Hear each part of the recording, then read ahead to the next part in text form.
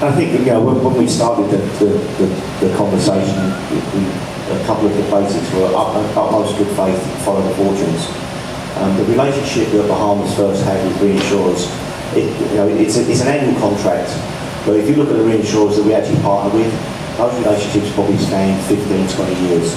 So there's an incredible amount of trust that goes both ways. The integrity of the company is, I think, critical with the reinsurance market that we use. I think that Bahamas First stand out head and shoulders above peers and competitors locally. So I think when you look at that, if there's any deviation from what would be considered to be norm, then reinsurers would be alerted to that very, very quickly, and all of a sudden that capacity that they provide and the support they provide would be diminished very, very quickly. I think there are elements of reinsurers when we look at them, we would say that they're core and non-core. You're always going to have non-core reinsurers that are opportunistic. Our biggest question would be, how do they perform after a loss? We've got a bunch of markets that have come in the last 5 years that have provided capacity to companies in the region and at very lucrative commission terms. And we'll touch on commissions that reinsurers give to companies. My biggest concern is, okay, they're giving you a great commission, they're giving you higher commissions than the core markets that we receive. What's the catch? Okay, and the catch for me is, are they going to be there after the loss? Because we can seek business to reinsurers, okay, and we can seek business pre-loss. But if that capacity moves away after loss and their risk appetite moves away after a loss, then we've invested and we've actually paid premium to a company that actually aren't invested in our business. So it's a long-term contract that we try to venture into, and I think that Bahamas First do that incredibly well. Okay, so we're just going to quickly summarize the treaty programs. So they reduce the volatility and peak exposures and accumulation from risks from an event. So this, like we discussed, they can also be proportional and non-proportional treaties. And all classes of business can be covered under separate treaties. So you have the property, business interruption, life, auto, marine, aviation. Those would all be separate treaties they wouldn't all be combined under one treaty. So now we're just going to quickly look at single risks versus accumulation and how losses can arise in that scenario. So a single risk, so you could have a large property fire that would consider a single risk and that you'd be able to claim under your treaty or the proportional or non-proportional treaty. So those types of things are covered under a per risk excess of loss, a quota share surplus within the per risk limits. So these are things that we're going to go over later on in the course as to what a per risk excess of loss is and what a quota share and surplus are. And then you can look at accumulation. So the recent hurricane events, those are an accumulation of losses within the Caribbean and the region that would then be ceded as a lump sum to a treaty. And you would have all those losses with one loss date. And those are typically covered by event excessive losses or catastrophe excessive loss treaties that are specifically intended to cover those catastrophic events. So along with the hurricanes, it could be the wildfires in California, similar type of exposures. All right, so we have one more question.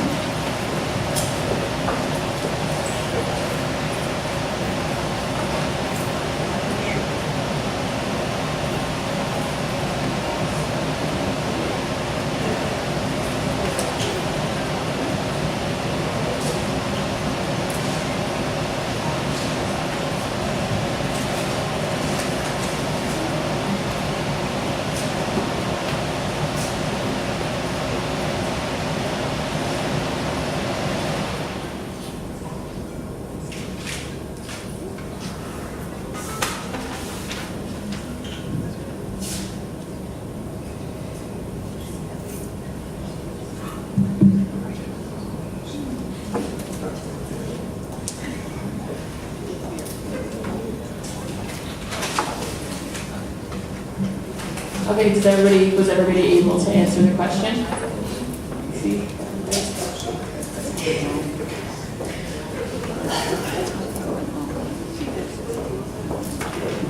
Okay, so as we've seen this before throughout the course, there are two types of treaties, proportional and non-proportional.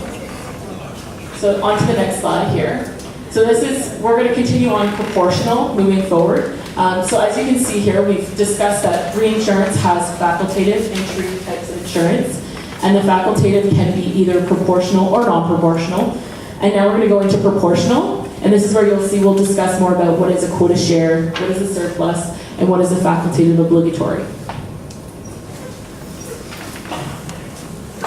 Okay, where we've had questions, we've actually let forward a couple of slides and gone back again in terms of some of the answers we've given, but hopefully this will try and demonstrate a little bit better what a quota share treaty is. Quota share treaties are the simplest form of reinsurance.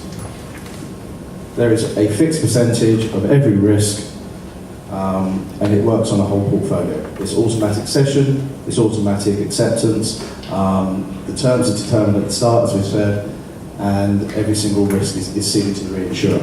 So what we've tried to do here is just build up how a portfolio would typically look. So you've got a number of houses that are estimated around $200,000 in value, and maybe a couple of commercial risks which are $10 million in value. So obviously we're not just talking about one policy or one property, we're building it up over thousands and thousands of policies. So in this instance we've created 10,000 homes and 400 commercial risks. So overall that gives us a total exposure of $2 billion on the homeowners and $4 billion on the property side. We also have single peak exposures as well, which will take us up to our maximum risk limit. So overall you're building up an entire portfolio of property business. As we said, it's always a fixed percentage. The same percentage is predetermined, for whether it's for premium, risk or loss. And it applies throughout the duration of the 12-month contract. The reinsurer's success depends on the underwriting skills of the original company to write profitable business. And this is where the relationship comes in. And as Steve said, Bahamas First have worked tirelessly over the last 30 odd years to actually build up those relationships with the reinsurance market. So the general characteristics of a quota share: reinsurer has the shares in proportion of the company's fortunes. There's a cession of liability. It's a true partnership, and as we said before, it's first dollar loss coverage. There's two forms of proportional reinsurance, which are quota shares and surpluses. In a quota share, as we said, it's a predetermined fixed percentage. So in this example, we're just looking at $1 million risk again. You've got 70% of it going to the reinsurance company, 30% of it is retained by the insurance. Just quickly. And the same with the premium and the losses. We go to the next one. So we're just going to go into a little bit more detail about how this cession to the reinsurers is made up. Obviously, in this example, we're using 30% of the insurance company's retention. Typically, when dealing with a quota share treaty, you're not going to be dealing with just one reinsurance company. It's going to be a whole panel of reinsurers that will be taking a small percentage to build up the total cession. We've used two here, so we've got 45% with reinsurer A and 25% with reinsurer B to make the total 100%. The participations are based on that cession. So i.e., that 70% is 100% of the risk that's being sent to the reinsurance market. So as part of that reinsurance contract, reinsurer A are actually taking 64.29% of the premium that's being ceded, and reinsurer B are taking 35.71% to make up that 100% of the cession.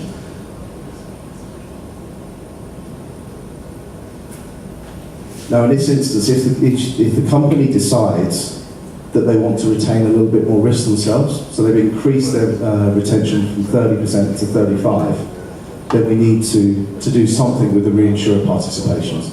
So in this example, we've taken 5% off of reinsurer B. So now we've got 35, 45, and 20 to give us to 100%. But what this actually does, it changes the relationship between the reinsurers. Reinsurer A is actually now taking a much bigger percentage because the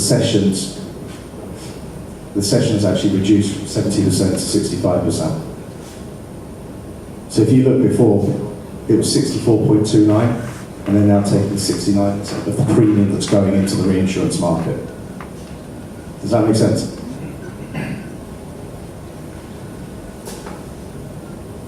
Yeah. Is that a pre-arranged number? Or you just call them and say we're taking more risk?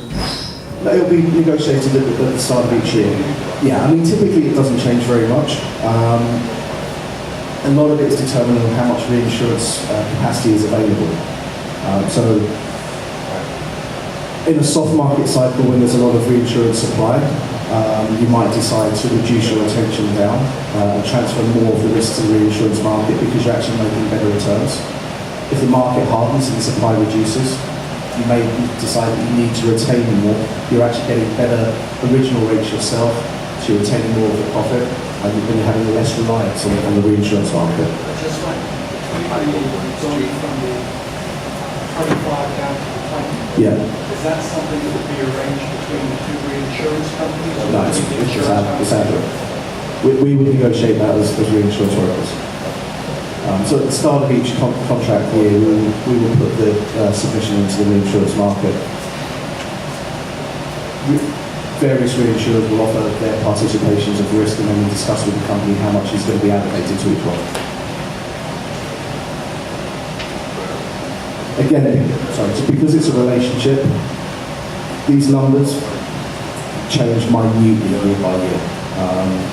We have companies that we've dealt with that have participated on the Bahamas First treaties for 30 years, and the percentage hasn't changed. So it's very much sort of guarding that long-term relationship. So the surplus works in a very similar way. It is still a fixed percentage of liability that's transferred to the reinsurer. The difference here is that the actual amount of each individual risk changes on a risk-by-risk basis depending on how big it is. What I mean by that is,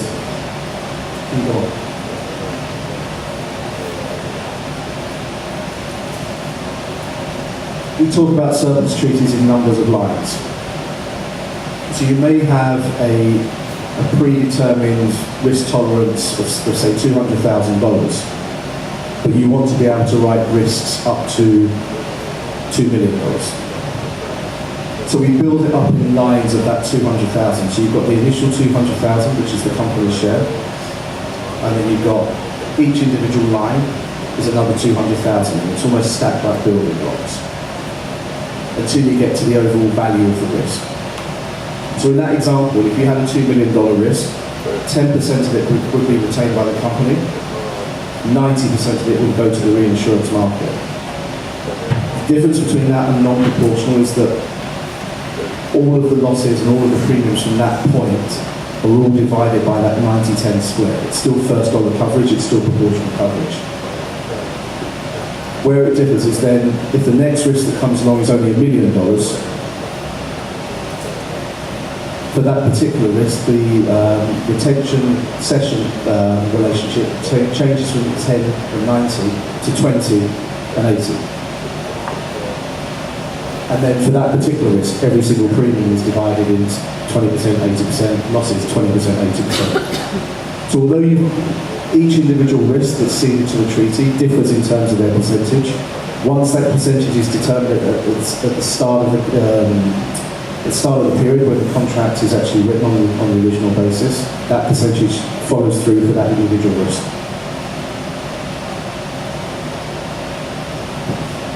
So again, on this particular one, we have, this is actually using Bahamas First existing structure. So they have a $625,000 per risk limit under their quota share. We have 25 lines of surplus that sit above the quota share to give a maximum per risk capacity of 15.625 million. We have a risk that's $6.875 million. $625,000 is kept within the quota share. $6.25 million is going to the surplus. So the relationship in this one is 9.09% retained and 90.09% ceded. That's wrong. 90.9. Sorry, can you go back? So in that one, 10 lines of surplus have been utilised because you've got 10 times the original sum insured that's going into the quota shares. In the next example, the risk is much smaller, and this example is only retaining 500,000. So the amount that's going to the surplus is $2 million. So in this one, we're only using 4 lines, and you'll see that the relationship has changed from roughly 90-10 to 20-80. And then finally, we have a much smaller risk again. Because this is only $375,000, it can all be retained within the quota share, so there's no need to utilise any surplus lines. So it's 100% going into the quota share. So the relationship of every single risk hasn't changed, but each one has its own percentage sessions.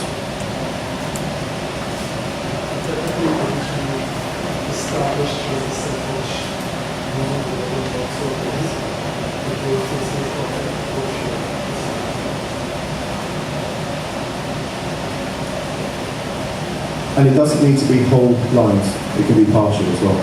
So in this particular one, there's 500,000 that's been going into the quota share. We've got a 10.4 to 89.58 split between this particular risk, but 4.3 doesn't divide into equal shares of 500, so it's a partial quota share, partial surplus session of 8.6. Just very quickly, I mean, on the 4 slides, 4 examples you've seen there, you've got different amounts of retention. That would be predetermined within Bahamas First or in any insurance company's underwriting guide. So depending on construction and classification of a risk, you would agree to underwrite a minimum or maximum amount within the quota share. So you'll have a cap on the value. So it could well be that for homeowners, class 1 construction and by location, you're very comfortable in taking the maximum $625,000, or if it's an inferior construction and a location is more vulnerable, that actually you actually don't want to write as much within the quota share, which means that your line under the quota share may be only $300,000. The key there is that the maximum amount that you can write under the surplus is a multiple. So I think in Ian's example, it's 25 lines for Bahamas First. So if designated by the occupancy and construction, you are prepared to write $625,000 under the quota share, you can see 25 times $600,000 to the surplus. If it's poorer construction, poorer location, and therefore your underwriting guide mandates that you can only write $300,000 for that, you can only write 25 lines of $300,000 to the surplus. So you are governed by the underwriting guide that the underwriters use based on location and construction. So you can't write all of a sudden $300,000 within the quota share and say, I want to write the full risk limit of 25 billion or 15.625 million. You're not allowed to do that. That would be deemed to be anti-selection against reinsurers. So you have to share proportionally all the way through and follow the fortunes with the underwriting, the decisions that you make. Steve, the underwriting decisions in themselves are not considered anti-selection bias because they're agreed upon at the inception of the treaty? They're agreed upon at the inception of the treaty, and the underwriting guide that Bahamas First use or any company uses is shared with reinsurers beforehand. Yeah. So it is in some senses anti-selection, but it's an agreed upon anti-selection. Absolutely, yes. They're trusting the company to underwrite on their behalf. Yeah, that comes back to this. So we do actually have some exercises on surplus just to sort of show how we break down the sessions between different risks. Yeah, so in your books that you were given, the first exercise, if you guys want to go ahead and do that. And if you have any questions when going through it, just let us know.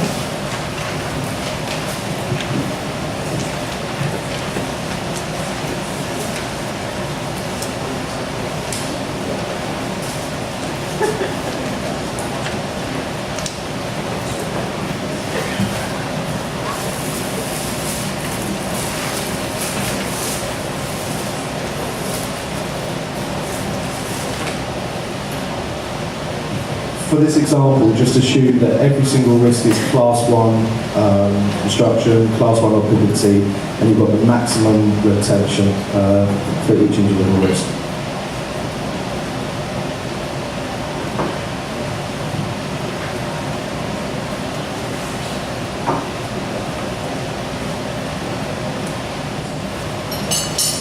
So in the first example, we've got 625,000 retained.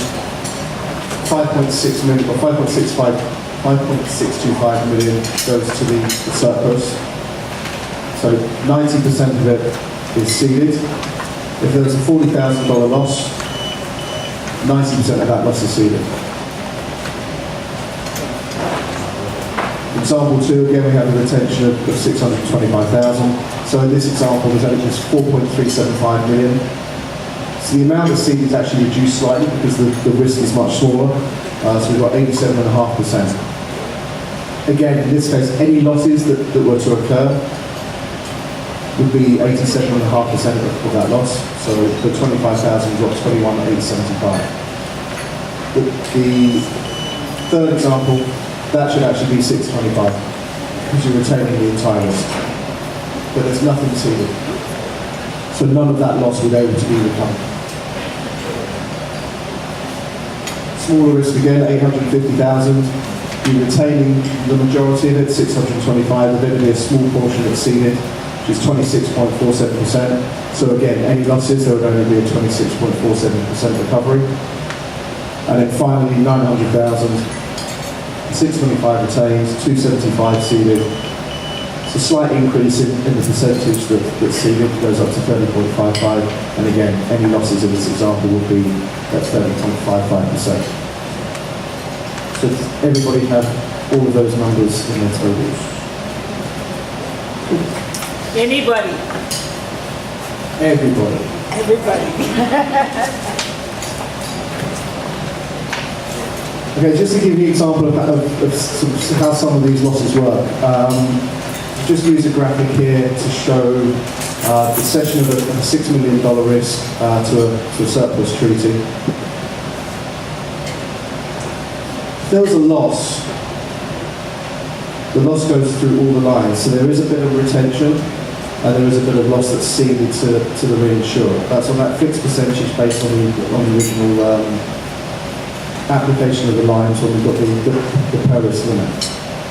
If you had that same loss on an excess of loss treaty, so we tried to create it again, so you've got the original retention and then 5 sections taking you up to $6 million. That $750,000 loss would be completely absorbed and retained by the company. There is no recovery possible. So that's the difference between being able to see it on an excess of loss basis or a surplus basis. The surplus gives you that $1 of coverage. And we have another question. Yep, so question number 8. Sorry. Yep. An example. Can you get the example? Yeah, so basically, when we went through proportional and non-proportional, if it's on an excess of loss where you have $1 million deductible, any loss that goes up to $1 million is completely retained by the company. You only start making recoveries if the loss goes over $1 million. With a surplus, if you've got $1 million retention on a surplus treaty and then lines to make it up to $6 million, because you're ceding it on a proportional basis, it doesn't matter if the loss is 100,000 or 200,000 or 1.5 million. Every single loss is divided by that percentage of the original placement. So you're making recoveries regardless of how big the loss is. Okay, so on a surplus treaty, they're typically used for property risks because you're taking out peak exposures. It's where you have the quota share will be used for a balanced portfolio of lower value properties. and the surplus will be able to be utilised to write larger value risks. So typically it will be on a property treaty. The surplus basically the use of the capacity is dictated to by the size of the retention under the quota share. So the insurance company control how much they're ceding to a surplus treaty. The higher the insured risk retention, the greater the capacity. The lower the risk retention, the smaller the capacity.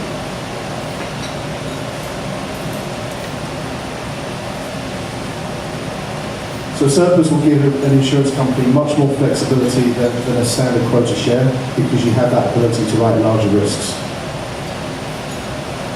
It allows the insurer to retain as much of the business that it wants, or cede as much of the business as it wants. But each risk must be ceded and accounted for. So there are administrative costs by having a surplus treaty. So there's a more of a cost burden than there is under a quota share. Okay, so now we have 2 questions. So you're going to do question 9 and 10.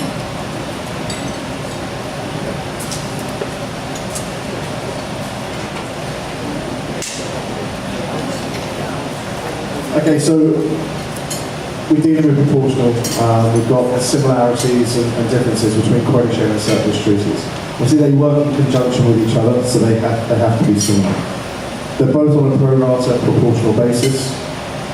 They both deal with first dollar of premium and losses. They both cede liability. And they both have ceding commissions, i.e. the reinsurers will pay you a commission to give them this business. Differences between the two. On a quota share, you have a defined cession percentage for every single risk, regardless of the size. It can be applied to all lines of business. We have motor quota shares, property quota shares, engineering. Quota shares are easy to administer because you have that fixed percentage for every single risk. On the surplus, the sessions vary from risk to risk, so it makes it a little more cumbersome from an administration point of view. It's typically only property. You do have engineering surpluses as well, because again you have the physical damage risk and you have peak exposures under an engineering treaty. It typically will be on the property side.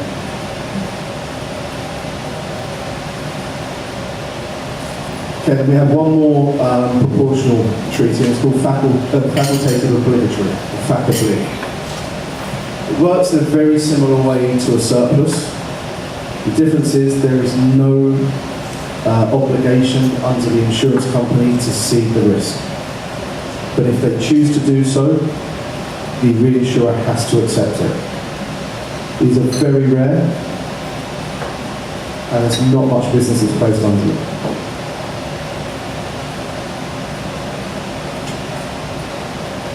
So is there any other queries at all before we move on? What's an example of it? What's an example of it? It would typically be for a large risk. So, and it's exactly the same as a surplus. So, you have a risk limit of say $10 million. A risk comes in with a value of 15. So you can keep 10 million to your own treaty and then give 5 to the FAC-oblig. If you decide to keep it for yourself, you can do something else with it. With the quota shares and the surpluses, because of the relationship aspect between the two parties, between the reinsurer and the insurer, you have, if a risk comes in that complies with the terms and conditions, you have to give it to the reinsurer. With a FAC-oblig, you can go, I'll keep it for myself because I like it. But if you decide that you're going to give some of it to them, they have to take it. So reinsurers don't like them. They're really rare because you're deliberately selecting against the reinsurer. You're only giving them a business that you don't want. So to get one placed is very rare.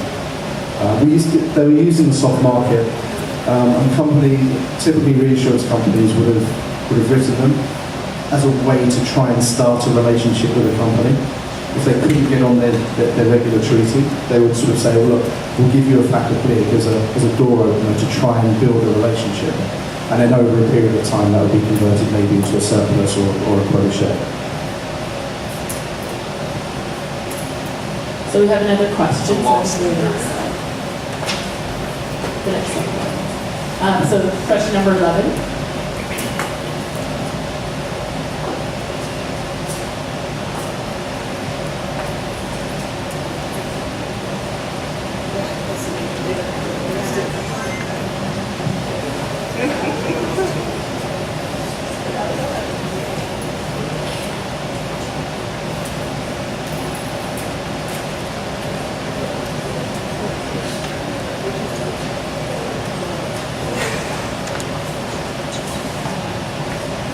So everybody answered, we're good? Okay, so we can go to the next one. So as you'll see, the simplest form of proportional reinsurance is quota share. It's easy to administer, unlike surplus reinsurance, as we saw in that exercise, where we had to do each individual risk individually to see what the cession amount would be. It's not like that under the quota share. So this is just a quick overview of what we've discussed already. What is quota share? So they participate in a fixed percentage for each risk for premium and pay the same amount of losses, and they retain a specific share. So now we're going to go into, we have some exercises that we're going to do, so if we can go to the next slide. It's exercise 2, so if you can bring up all the details on the slide. So we're going to have an insurance company with a maximum cession of any one risk of $1 million. They have a 70% quota share, therefore they cede 70% of the risk to reinsurers. So Ian would like his house insured, which is valued at $1 million. He's paid a lot more than I am, apparently. And to insure his house, they're going to charge him $14,000. So now we need to figure out, so you have all the details on your page, and then the following page, you have kind of a table that you need to complete of how much the risk would be ceded, would the insurance company retain, how much would they cede to reinsurers, and how much premium would they retain. And then Ian has now suffered a $500,000 loss, and how much of that loss does the insurance company pay, and how much does the reinsurers pay. So I'll give you a few minutes to complete that.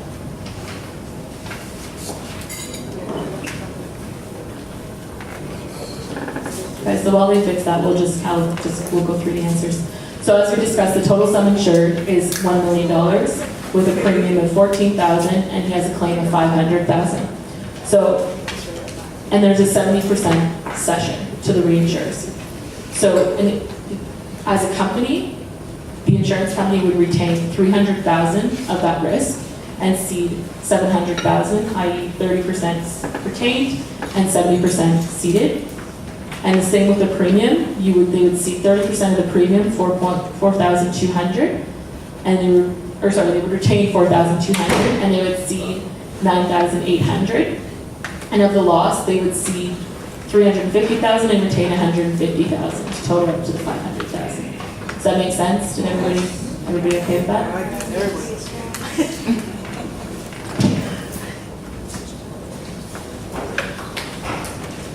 Okay, so while they try to get that back up, we'll just kind of continue on. If you have any questions about what I'm saying without the screens, just let me know. So just the quota share excuses, we talked a lot about the quota share, so this is going to be hopefully ingrained in your memory at the end of today. The quota share feature, so as we discussed, every risk is ceded unless it doesn't fit within the scope of the treaty terms and conditions. You have to cede every single risk.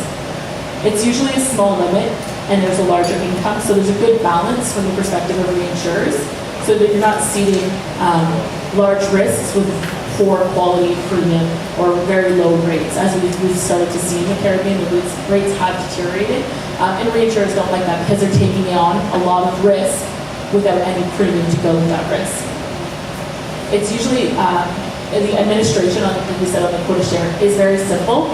It's not as difficult as, or as administratively burdening as a surplus share. So when we start, oh, there we go, we're back. So just forward over a few slides. Yeah, keep going to the next slide, please. Yeah. All right, so then we've got the uses. So when it's used, so startup companies tend to use quota shares because they don't have a lot of capital and they need more capital to write business. It's improved solvency margins, so they invest in bigger rating criteria, so it's better to see away risks. and it levels the playing field. So you're able, if you're a smaller company, you're able to compete with larger companies because you have that capacity to write more business without taking on all the risks that could, if you had one hurricane season, it could destroy your company. Keep going. So this is an example, we're going to go back to surplus again. So we have a gross retention of 1 million and a maximum capacity of 9 lines. So as we've discussed, is that you take that retention and you multiply it by the number of lines to get your maximum capacity, so of 9 million.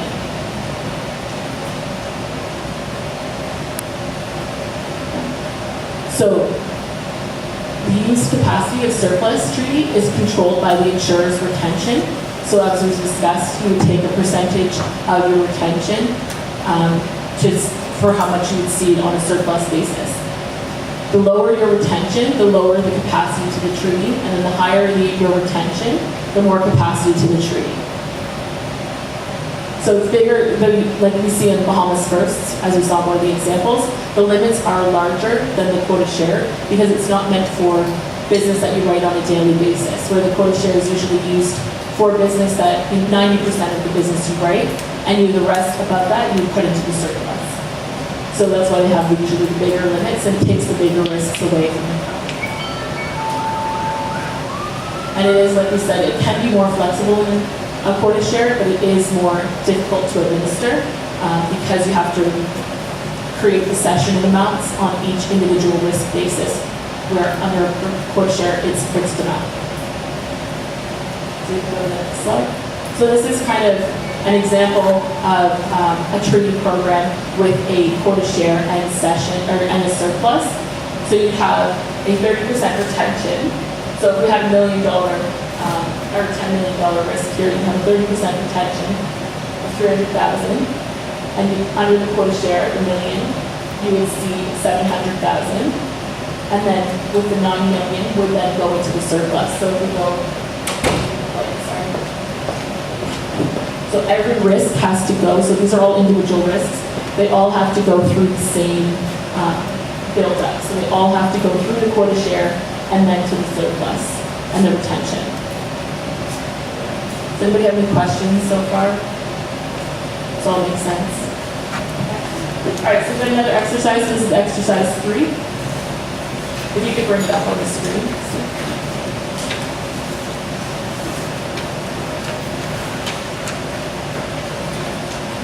So this time we have a quota share and a surplus. Ian has a more expensive house this time.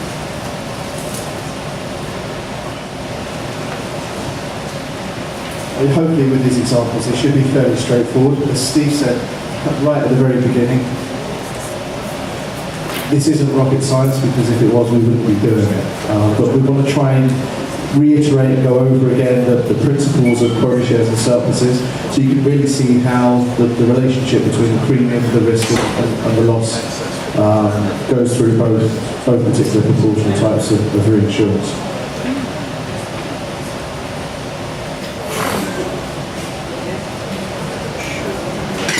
Okay, so we mentioned a while back, a few slides back, about a table of limits. And you have your risk categories for your construction and occupancy. And the whole point about having a surplus is that the better the risk, the more of the risk you retain within your quota share, the more risk limit that you have, the more ability to write large risks you have. So if you've got a Class A, Class 1 risk, you're going to want to write your $4 million. And because of that, you get the full $9 million from the surplus. So you've got 10 million risk limit. If you're down here with a lower class of business, a lower occupancy code, a lower construction code, the company's underwriting manual means that you can only write $200,000 of that risk. The rules of the surplus with the 9 lines means that you can only get $1.8 million from the surplus lines reinsurers. So you're only writing $2 million of a maximum risk. So in exactly the same way that you're managing your portfolio, you're giving the same type of portfolio to the reinsurer. You're not selecting against them and being able to write a poorer class of risk at $10 million and only keeping $200,000 for yourselves. So in the last example that we've got, we want you to just keep this in mind, that we're looking at a Class 3 Class C risk type. So there's no way you can write $10 million. You're looking at a much lower retention and a much lower session. Yeah, so the next exercise comes up, so you'll see, okay, so you guys all have it on your papers. You'll see that a table of limit applies, and that's where Ian said it's the lowest quality of risk. So I'll give you, bring up the risk. So we're talking of the category C3, which has a quota share limit of 200,000 and a surplus limit of 1.8.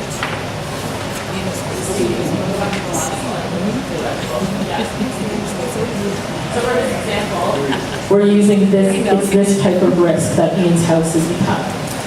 So C3.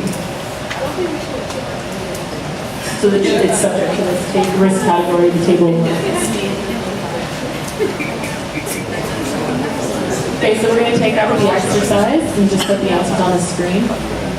So as we discussed, I think everybody, I walked around, everybody seemed to understand that we have a C3 kind of risk, so that we were limited to the table of the risk table there that we have on the screen. So these are the answers. Does this make sense to everyone? Everybody okay with this? And again, I'll ask, did anybody get anything different? You can say there's no shame. Steve, we move on to the next one. The next section is on non-proportional. I don't think we're actually going to get this finished before we break for lunch. It's quite a long section. So rather than start this and then have to stop and come back to it, I think if we can maybe do just like 10 minutes and we'll break for lunch a little bit early. Is there anything you want us to go back on that we've done so far this morning? Is there anything that needs more explanation, better explanation, different examples in order to get a full degree of understanding of the subject, or are we good so far? It could be anything. If there's anything you need to ask so far, please don't hesitate to ask.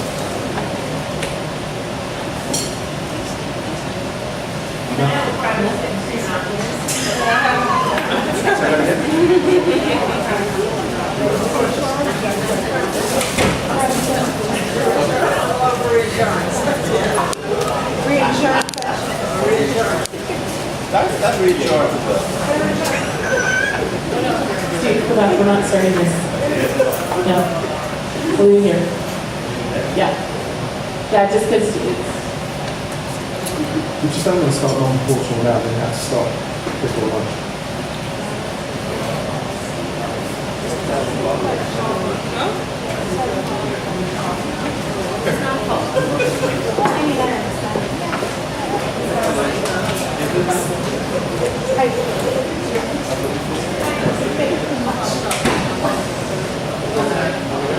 Alright, now we're going to crack on because lunch isn't ready till 12:30, so we're going to have to keep on.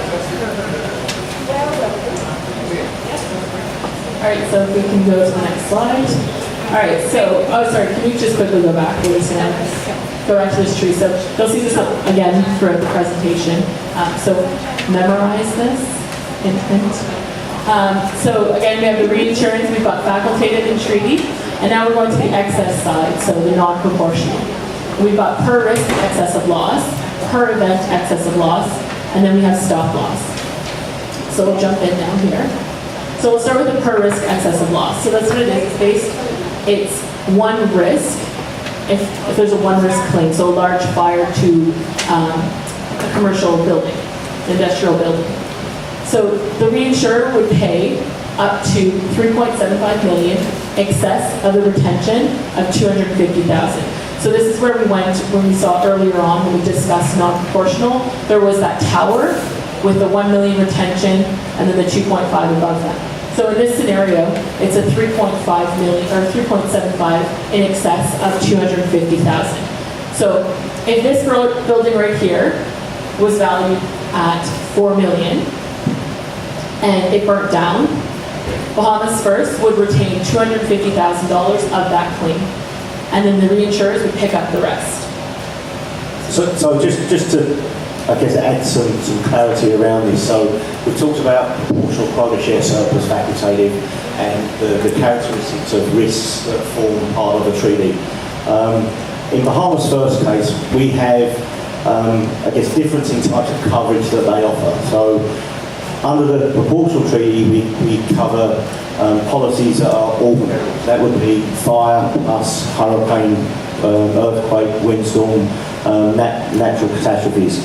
We also have a per risk excess of loss, where Bahamas First actually take larger retentions and don't automatically cede those risks to reinsurers.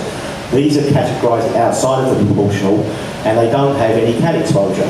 So we have a per risk excess of loss that we don't want to cede to reinsurers because we believe that I guess the volatility from those types of risks is less so because they're not exposed to windstorm. So the company has a comfort level in retaining those risks for their own account, but to protect against the volatility of individual risks having losses, we do protect that with a per risk excess of loss treaty. So it's categorised under the proportional. It would be policies with exposures to all perils. Policies that are fire only would be outside of the constraints of the regular treaty and therefore are not subject to automatic cessions. So as long as we predefine what is automatically ceded to reinsurers, then that goes under the quota share. If we've categorised these types of risks as being fire-only policies or non-cat exposed policies, the company don't need to cede those risks to reinsurers and can retain them for themselves and protect it with a per risk excess of loss. These also come into play if you've only got a quota share treaty and you don't have a surplus to work in conjunction with it to give you a maximum risk limit. So if you just have a quota share where you're retaining 20%, 25% of every single risk, but you still want to be able to write big risks, on a risk-by-risk basis, you're giving yourself a very large net retention. So people will have a per-risk Excel to sit below that in order to minimise that retention level down in exactly the same way. It's really to reduce volatility. So these are a couple of examples here. You have to take it. Okay, so just to get that we get this clear.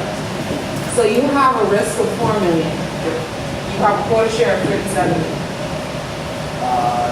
Ignore the quota share. This is just excessive loss. This is now non-proportional or excessive loss. What I'm trying to figure out or get to is how, so we've determined that the risk is 253, 750. How does the premium work? So in this example, say you've got two $4 million risks. One of them is all perils, and one of them is expat. The all perils policy goes to the quota share and surplus, and there's a fixed percentage between the premium and the risk and the losses. On the risk excessive loss, because there's no cat exposure, it sits on its own in the excessive loss program. There's a fixed price that's paid at the start of the year, and then regardless of whatever the loss is, you're only making recoveries above a certain level. So you might be charging 40 cents for your ex-cat policy to the originally insured, which the reinsurer might charge 10 cents to give that excess capacity for a risk Excel, but that cost is fixed then. That's how much you've paid to buy anything above 250,000. Any losses that go up to 250,000 are kept by you because you're in it up until the deductible, but then anything that goes over that is then transferred to the reinsurers. So in these cases then, the premium that you have to receive essentially is fixed. Yeah, it's a fixed cost at the time of the contract. And it's fixed costs regardless of if you have a loss. So you could have the treaty, the reinsurers decide, okay, you're paying X percent for this treaty, and whether or not you use the treaty throughout the year, you still have to pay the premium. Just like an insurance policy, where whether or not you have a claim, you still have to pay your annual insurance premiums.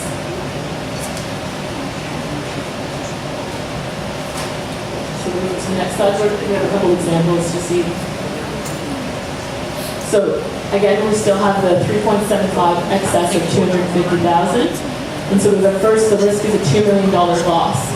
So in this scenario, BF Bahamas First would retain 12.5% of that loss, or 250,000, because it's always fixed 250,000. And then they would cede the rest to the reinsurer. Does that make sense? Go to the next one. Okay, so it's a similar, it's just another loss, a 1.25 loss. Bahamas First would now retain 20%, but it's still the fixed 250,000, and they would cede $1 million to the reinsurer. So you're not capping out your risk limit; it's still within.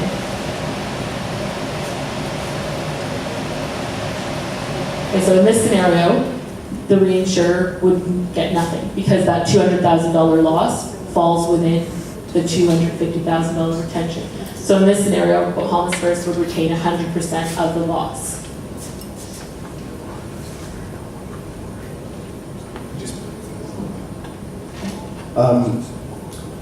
You're asking about the cost. The larger or the bigger the deductible, the bigger the retention that you keep, the cheaper the reinsurance will become, because obviously there's less claims that can get into it. The smaller your retention, the more expensive the reinsurance becomes. On a per risk contract, they will look at how much you're charging for your ex-cat policies at the start of the year, and say we use 40 cents as the benchmark. And depending on where that deductible is picked, they will then take a percentage of all of your premiums in order to provide this additional capacity. And again, depending on where you fix that deductible point, is how expensive it will be. Okay, so we have question number 12 on the app now.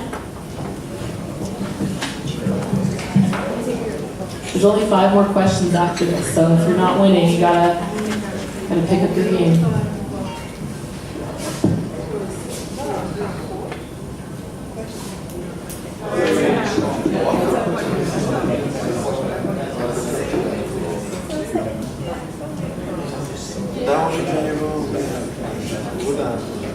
Does everybody get their question right? We got the question, not the answer. Oh yeah, that's true. Get the answer right.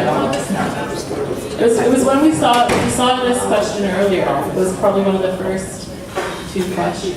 They're very similar. So the answer was to protect. So why would we use a per event excessive loss? It's to protect against catastrophic events.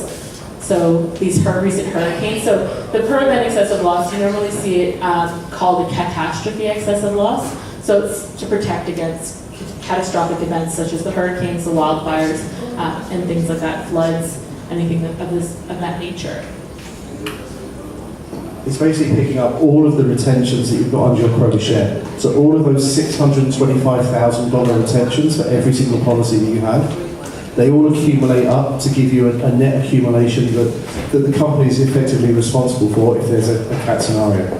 So it actually builds up to quite a significant amount of dollars. So we have a per event excess and loss in the event of catastrophe, because you're having multiple policies that are affected. The per risk is for single policies, single fires, single weather damage, whether it's rain or whatever. The per event is where you have a large accumulation of risk.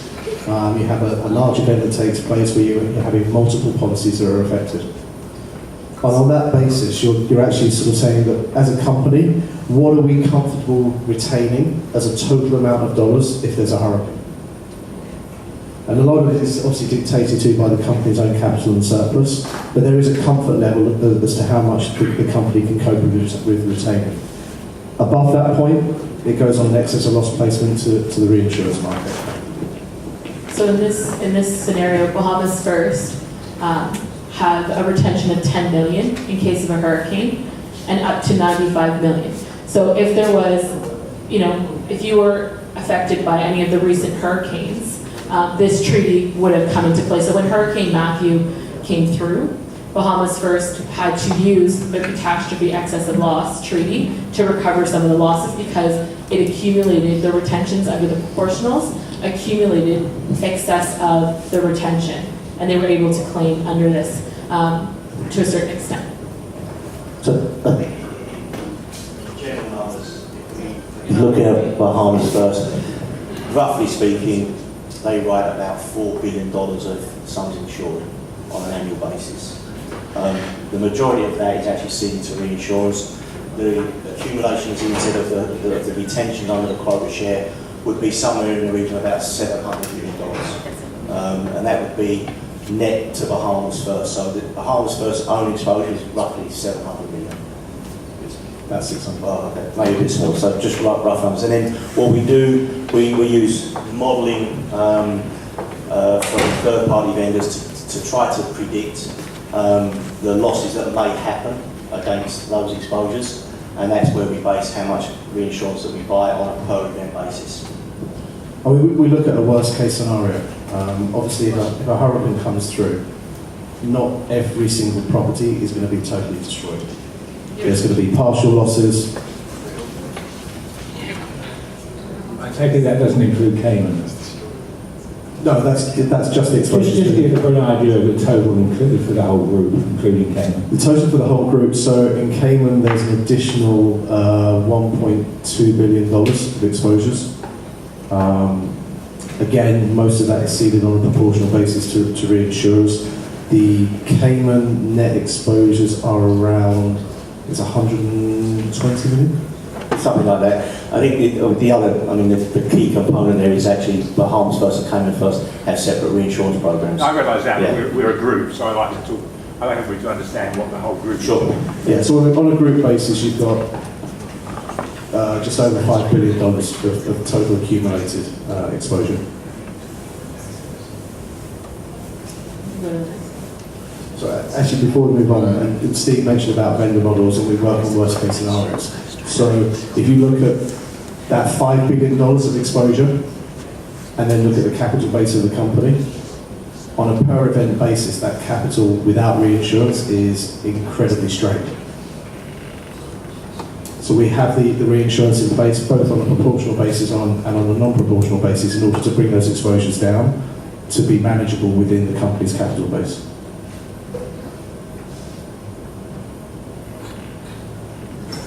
Okay, so this was a scenario with if you had Hurricane Matthew. Now, a catastrophe excess of loss program is usually structured with multiple layers. You don't necessarily, it's not just 95 million excess of 10 million. In theory it is, but it's broken down in layers. So this is the way that Bahamas First structure is right now. And this is the way it looks, because reinsurers don't necessarily always want a percentage of the whole amount. They like to, and you cost it differently because different layers cost a different price. So obviously the higher layers aren't necessarily always they're not as expensive because the odds of a loss going that high is much smaller. So reinsurers will play across, certain reinsurers will play across the layers, some reinsurers like playing on the top layers only, and will only participate on those layers. So it breaks it apart in order to be able to get reinsurers to agree to participate as well.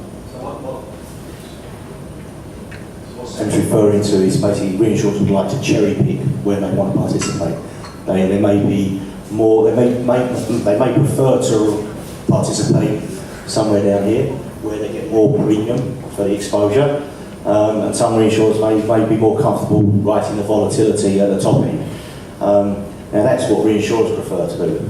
It's our job as brokers to ensure that we try to have some degree of parity. And what we have on Bahamas First program is all reinsurers participate for exactly the same shares on every single layer. So they don't cherry pick, we won't let them cherry pick. If you're supporting the company, you support the company all the way through. And typically what we'll see is that if they've got a 5% share on the quota share and surplus, they'll get a 5% share on the excess of loss. Reinsurers tend to prefer to write excess of loss business. They don't particularly want to write $1 up, but I guess the fundamental in the Caribbean is these proportional placements. So because of, as Ian said, the capital base of companies in the Caribbean is relatively small, there's a high degree of dependency on proportional reinsurance. And that really is the backbone of any reinsurance placement. And so we would always ask reinsurers and have been able to successfully get reinsurers to write proportional business. If they want to write the excess of loss business, they have to write the proportional. I think in Bahamas First, given the panel of reinsurers that we have over a period of time, there is commonality with the reinsurers, not only in the companies, but also the shares that they have across both the proportional and proportional. So you'll see here too, is we've shown the per risk excess of loss structure, just so you can see it's on the same basis. So the per risk excess of loss structure is layered as well for the same reasons. And it gets priced individually on those layers, so reinsurers can choose which layers they want to participate. But as Steve mentioned, we get reinsurers to participate across the board. So on this, so here, this is how, and this is probably the simplest way to see how it's structured. So a loss would go through the bottom, an accumulation of a loss, and it would go through each layer up to the amounts of what the claim is. So this is, and it's, you have typically, so Bahamas First retention is the 10 million, and on a catastrophe excess of loss, you have one reinstatement. So essentially, you're able to use this entire tower for a loss twice. And then after that, you have to purchase more cover if that becomes the case, which in certain cases during the recent hurricane activity, that was the case for some insurance companies in the Caribbean, where they've exhausted most of their 2 towers and had to go out and purchase more coverage, because if there was a third hurricane that came through, they would have had no coverage. Why are there 2 towers? There are 2 towers. So you have this tower here, right? So you have 105 million of cover for a per event excess of loss, and you have 1 reinstatement per layer. So the company, so you're allowed 1 paid reinstatement. So you can pay to reinstate that layer if you exhaust it at the same price. So it's at the same price. It's basically, to have 2 cat events is rare, but obviously if you exhaust your cover, a hurricane goes through in July, and you renew your contracts in January, you've still got 5 months of the year to run. Not only are you hurricane exposed, but some countries in the Caribbean are also earthquake exposed as well. So you wouldn't want to be running bare with no cover. The automatic reinstatement provision to give basically 2 covers is standard globally. You'll have that everywhere. And it's on all cat events, you will have one reinstatement. Typically it's at 100%, so you pay the same price again.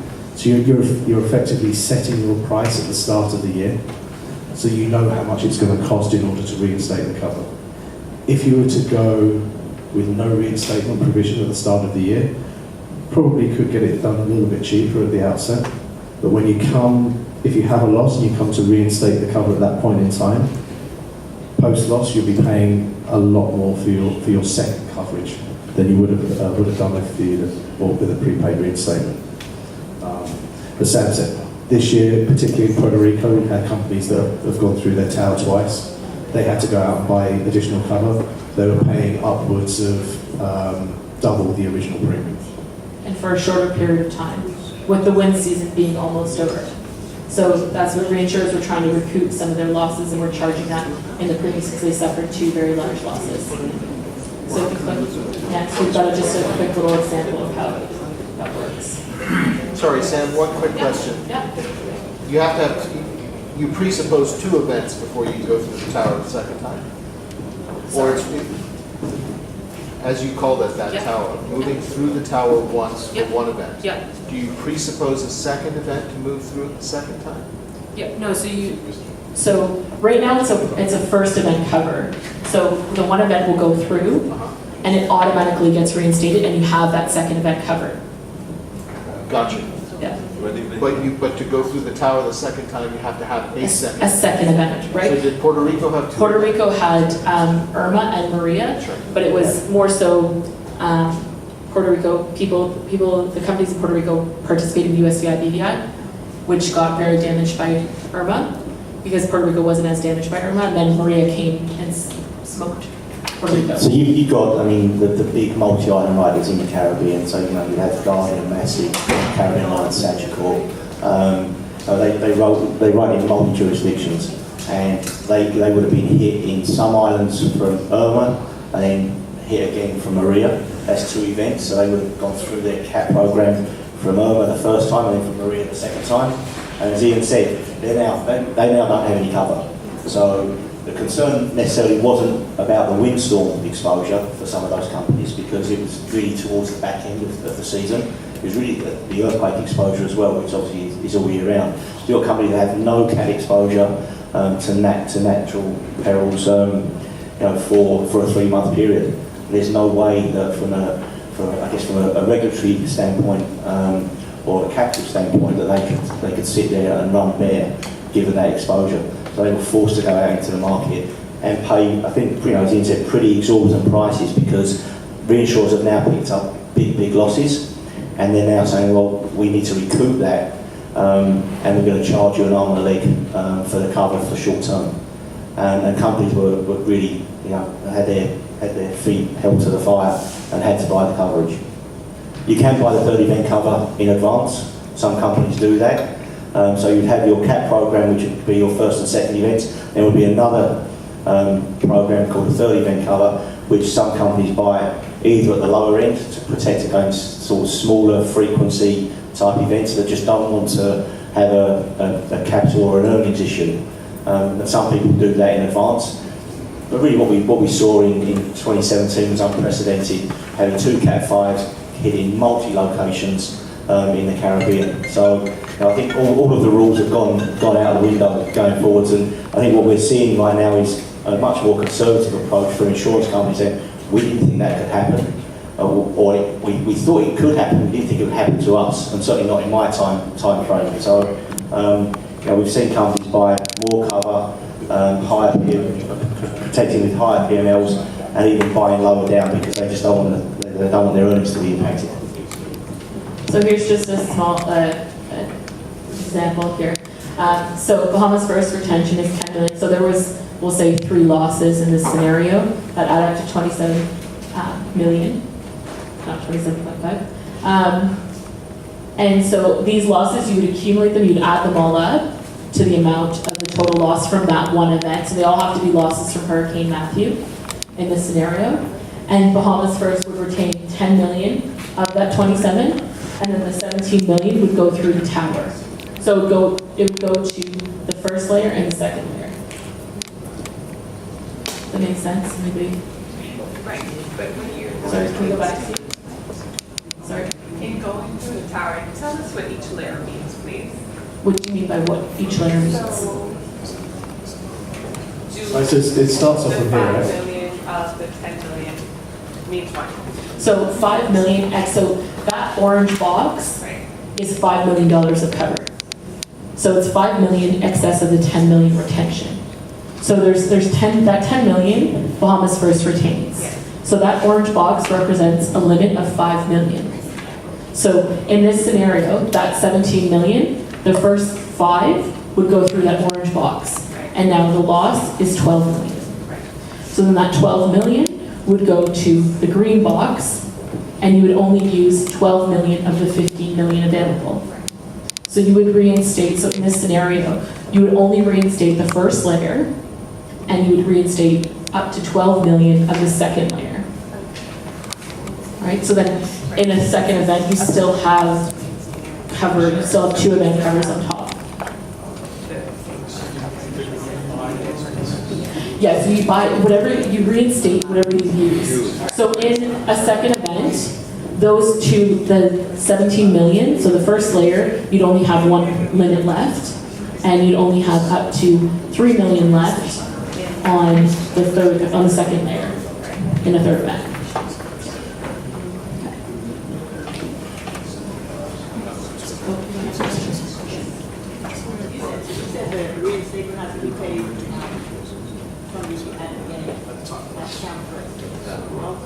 After the loss. After the loss Yes. occurs, you pay the reinstatement. So say that program costs $2 million. $2 million to buy. So your upfront price is $2 million.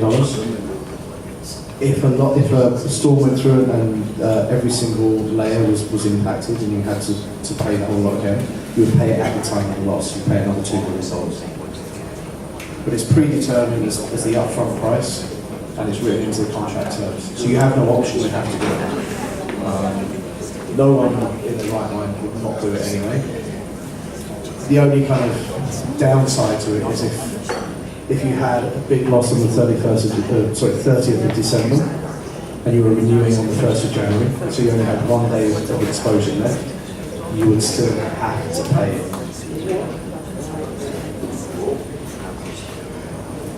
Any more questions before we move on?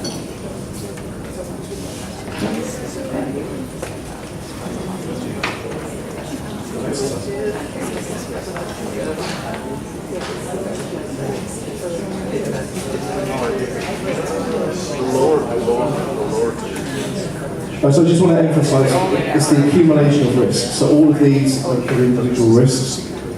So you've got something that's worth $7 million, something that's worth $10 million, something that's worth $5 million, and then to abbreviate it, 6 through to 100. So the total exposure that you've got from all of these policies is $83 million. You'd apply your quota share and surplus first on each of these individual risks, so you get a retention of each of these individual risks to show how it's all built up for your own portfolio. Obviously, all of this, of that 83 million, you've got 39 going to the surplus, and 39 going to the quota share, 43 going to the surplus. Of that 39, if you've got a 30% retention, you've got 11.9 million of exposure to the company that needs to be protected on a per event basis.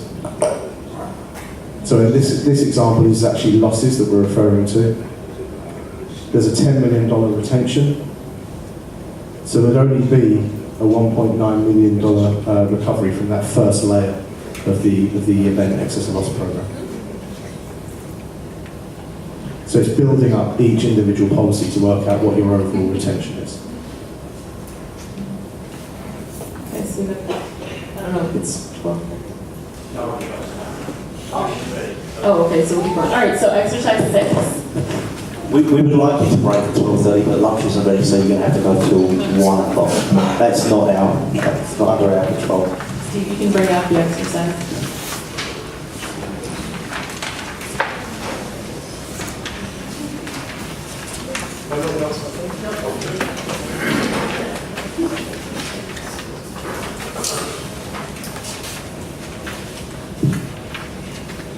Okay, so if you look at the exercise, we've recreated the same program again, where you've got a total of 95 million excess of 10 million, broken down into 4 layers.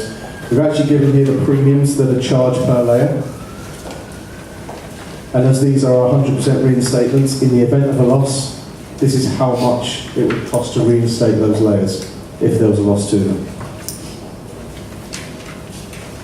And for the example, we're using a loss of 45 million.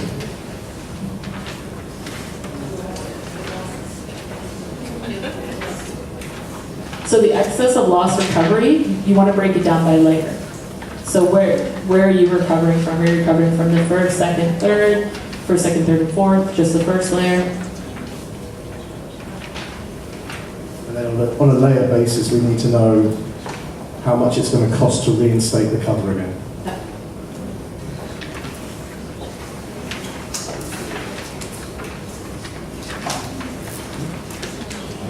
So basically, the example I gave where you had a loss on the 30th of December and renewing the contract on the 30th of January, if you were able to pro-rata it because of the period, you would put in 2/365 in order to reduce that premium down. On catastrophe excess of loss, it doesn't happen. This part of the equation is taken out.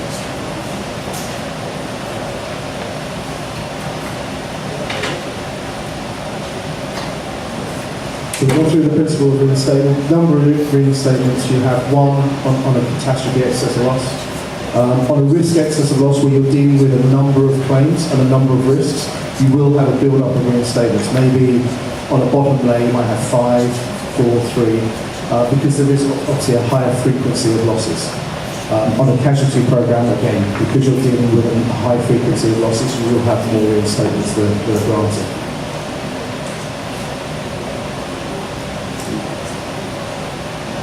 So we're just going to give some more reinstatement examples here on this one, where you've got a loss of $1 million. It's a total loss to that layer, which is 700 excess of 300. You've got a total recovery, a total reinstatement of 700,000. Because there's one reinstatement, you've got $700,000 worth of cover left. If there were to be a second loss of 700,000, you end up with nothing. There's a second loss to the layer. Well, this loss to the layer is 800,000. You can only recover 500,000 from the layer.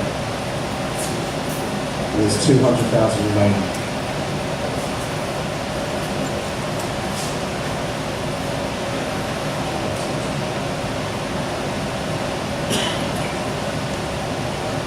So in that example where you're using a partial amount of loss, the original reinsurance premium was $100,000. You've got 500 over 700, which is the recovery from the layer. So in order to reinstate that cover, it would cost $71,429. In this example, where we've got it pro-rata as to time as well as to the amount, you add that second part of the equation in. There's 275 days left in the period, so the cost has dropped down from $71,000 to $53,000. Okay, so we have another question before we break for lunch. So the question is on your app, and it's what are the 4 functions of reinsurance?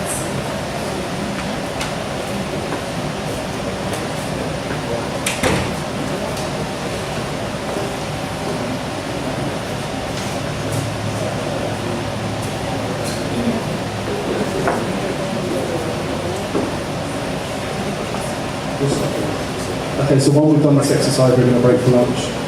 Before we go, if anyone's got any other questions, or anything they need clarifying, where is that? I don't know.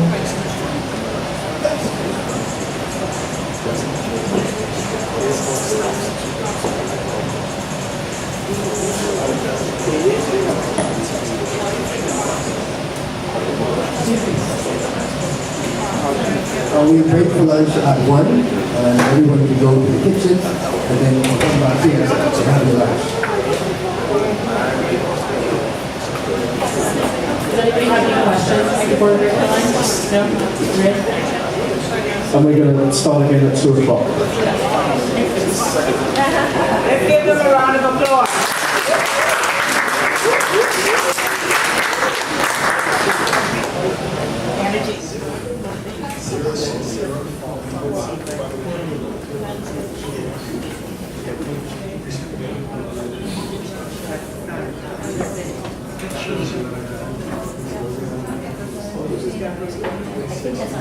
Actually, Andre just made a very good point on this. On the financing with a quota share, it is a short-term fix.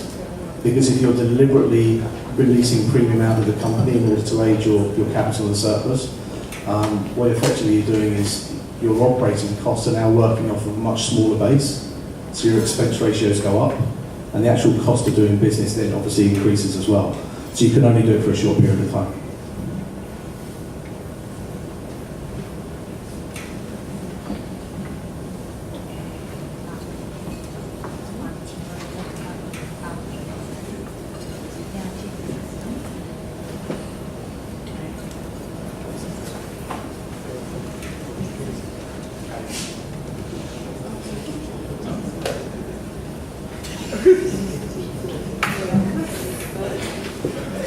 Okay, so Andre is leading with the scoreboards right now.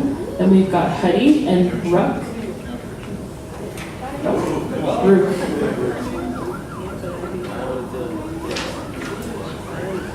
Okay, so we'll go with the advantages of financing with a quota share. Short term, very flexible. It's readily available. There's a number of reinsurers that are prepared to offer quota share treaties for surplus relief. There's no filing. It's a reinsurance contract. There's no dilution of the shareholders' equity. It provides time to study longer-term needs. You're using it as a short-term interim measure in order to find a proper solution in order to fix the capital of the company. And it's also really simple to administer. As we said before, out of all of the forms of reinsurance that we've talked about this morning, quota share treaties are the absolutely easiest to administer. So disadvantages. In the long term, there's a high cost involved because you're reducing your premium volume.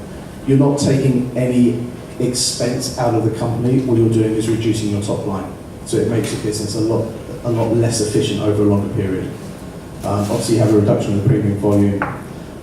If the reinsurance commission is not sufficient to meet your acquisition costs, then it's actually costing you money to give the business to the reinsurers. If your acquisition cost your agents are 15% and you're only getting 14% reinsurance commission, you're losing money on every single deal. Okay, stabilisation, which is the next function.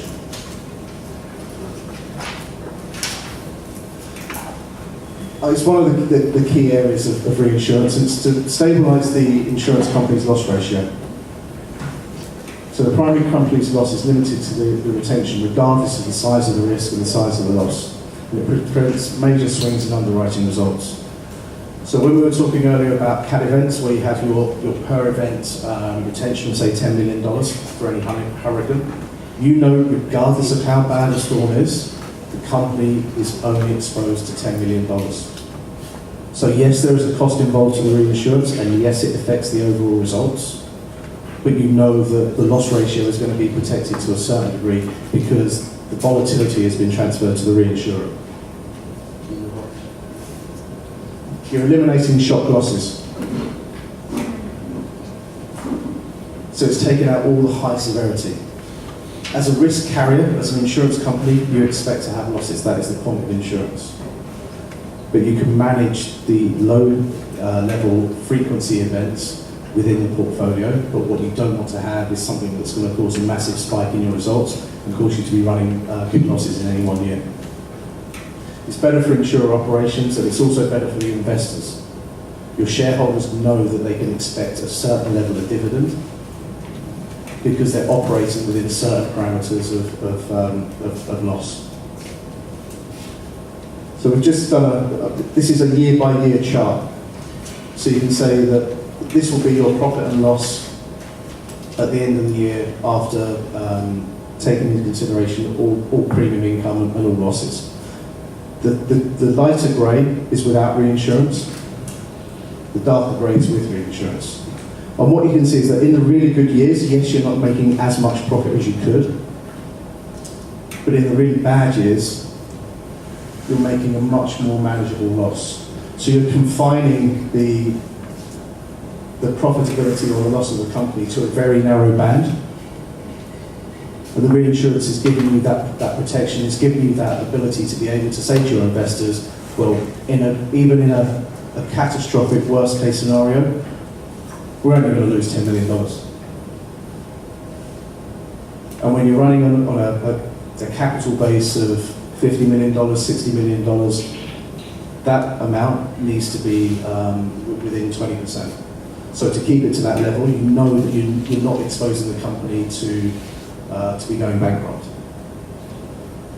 So stabilisation, it can be from all forms. You've got proportional, quota shares and surplus, and non-proportional as well. As you've seen, the catastrophe excess loss gives great stabilisation results. All of the shock loss, all of the volatility from a severity event is going straight into that Cat XL tower.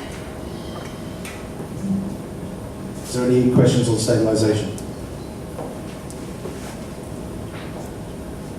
So we're going to continue into the other functions of reinsurance. So first now we have capacity. So the capacity is that it gives these treaties give the opportunity to the insurance companies to be able to provide higher limits of liabilities in your markets that you want to target and get those risks. So it can increase, like I said, the individual policy limits acceptable to the insurer. So if Bahamas First, without any reinsurance, is only able to write $1 million, you can't target many risks. So with reinsurance, such as quota shares and surplus and proportional reinsurance, you're able to target those bigger risks and write that business. So for property, we see proportional reinsurance as well as non-proportional reinsurance. So quota shares and surplus provide great capacity for an insurance company. The per risk excess of loss does as well, but a CAT event or a CAT excess of loss does not provide a lot of capacity to the company, because having that CAT cover there doesn't give them any more ability to write more business. It's just to protect for those one-off hurricane events. Okay, so we have a question, number 17. This is the last Kahoot question.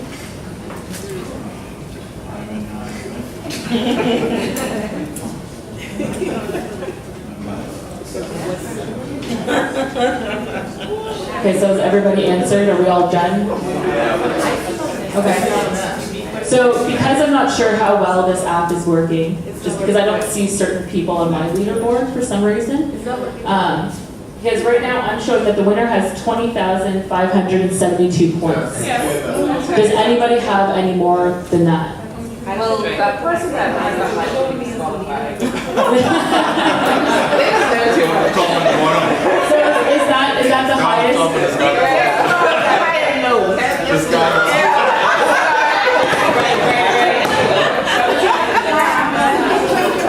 Okay, so the winner of the competition today with the Kahoot app is Andre. There we go.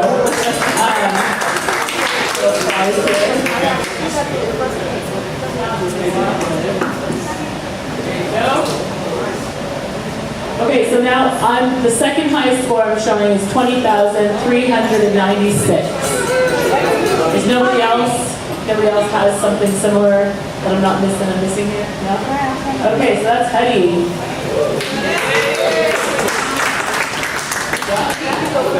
All right, and the third highest is 18,760. Nobody else?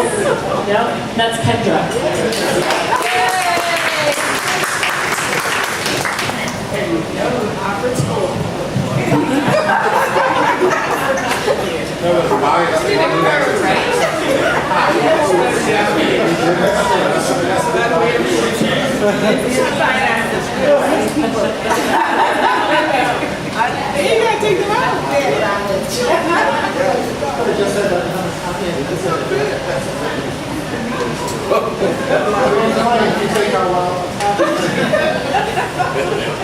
Okay, well, congrats to the winners. Everybody did a good job. So we'll continue on. There's no more questions, which unfortunately won't be as fun. All right, so capacity. So having reinsurance contracts and reinsurance programs provides the company more capacity so that you can provide policies to your agents to be able for them to be more competitive in the marketplace and to attract that new business. So for casualty insurance, you can use excess of loss treaties and you can use fact treaties. So it is wrong to buy too much capacity, as one way or another, as the insurance company, you're going to pay for that capacity. So typically, you would aim to get 90 to 95% of your capital capacity requirements so that you're not overpaying for the capacity. Okay, so now we're going to go into resource protection. So this is considered as one of the most important functions of reinsurance. So the four resources that are to be protected are loss ratio, capital, surplus, and investment position. Okay, so we'll start with catastrophe protection. So catastrophe protection can serve two needs, and it's underwriting and investment. So for underwriting, it does provide capacity. However, it does not really an underwriting tool. It's more so an underwriting tool when it comes to casualty insurance. So for property, it's not as much an underwriting tool, but it does, in a CAT event, this is where you get your resource protection for the property.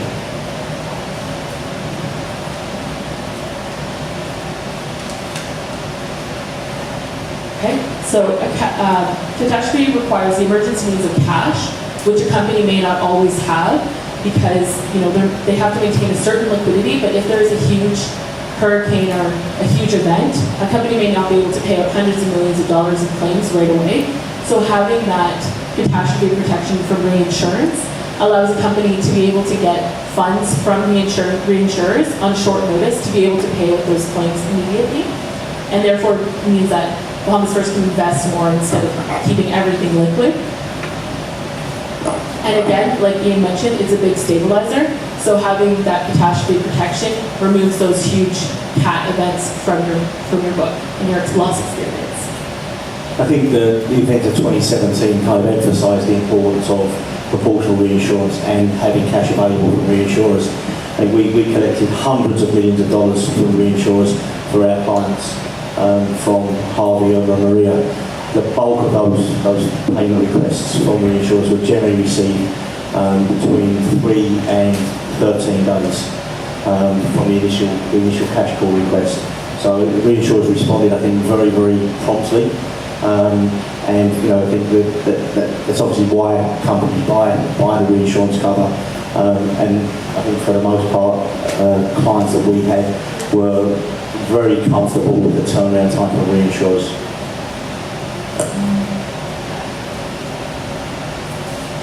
So continuing on that, so you can use resource protection. So quota share and surplus treaties are effective for resource protection. However, the most effective is catastrophe excess of loss treaties, so the per event excess of loss. They're the most effective for protecting your resources in those huge catastrophic events. So this is kind of, we've already gone over, like I said, we see this paragraph a lot. So we've already gone over the methods and types of reinsurance, and now we've just finished the 4 functions of reinsurance. So we'll continue on. So before we continue on to the next bit, you need to complete the methods and types of reinsurance trees. It's an exercise in your book. We've seen the tree throughout the course. And it's exercise 7.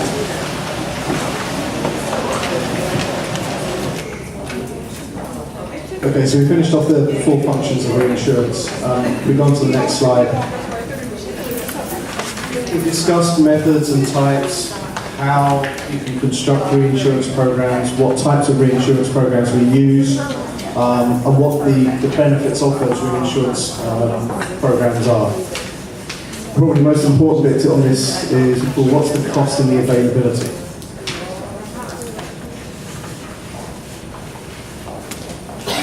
When considering buying reinsurance, you have to look at the financial guidelines, how much retention you want to keep, and the amount of cover that you actually buy. The best reinsurance program, which gives you exactly the cover you want, may not be available and may be too expensive.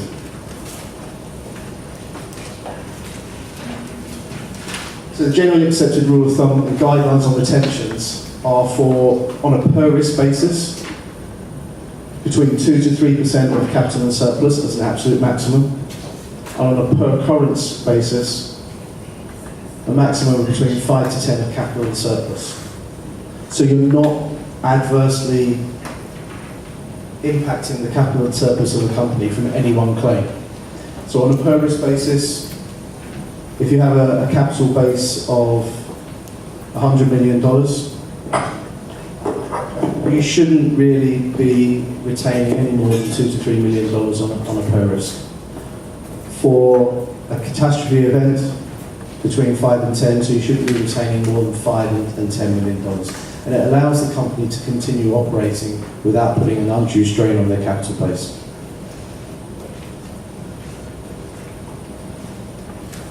So the lower the retention, the higher the cost. And this is the issue that we face when trying to place the program.